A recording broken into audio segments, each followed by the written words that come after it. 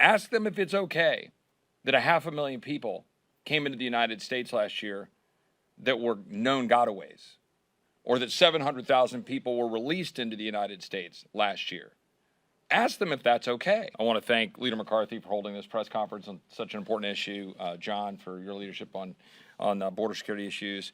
Yvette introduced legislation about 14 months ago to make Title 42 be required to be enforced. We filed a discharge petition a year ago. Now we're up to, I think, around 210 signatures. Virtually every Republican has signed that discharge petition to force a vote on the floor of the House to require Title 42 to be used, but not one of our Democratic colleagues has joined to sign that discharge petition. You might want to ask why.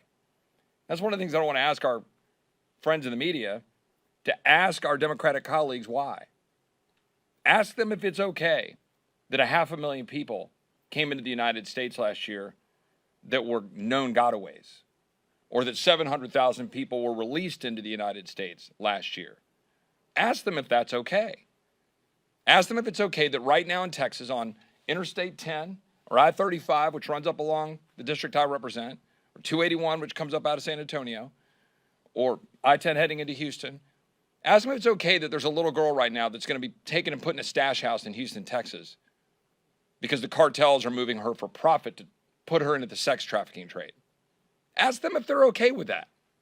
Because I can tell you in Boerne, Texas, a suburb of San Antonio, we had 9 people in a car last year caught by local law enforcement. The person driving the car was an American citizen employee of the Cartel del Noreste of Los Zetas, and was moving those people, 8 people in that car, to a stash house in Houston to put them into the sex and labor trafficking trade. One of the boys had paid $4,000 to go pick grapes in California. We get dozens of these stories every single day. We asked Brandon Judd, we asked our friends at the Border Patrol Unit, is this an invasion? And he didn't even hesitate to say it's an invasion. The amount of violence right now going on in warring cartels, where they're making the level of money that John referenced, the hundreds of millions of dollars, they're moving human beings for profit. Fentanyl into our communities. People dying in suburbs all across America, taking Xanax laced with fentanyl. In Austin, Texas, University of Texas football, right? Sam Ehlinger, Jake Ehlinger.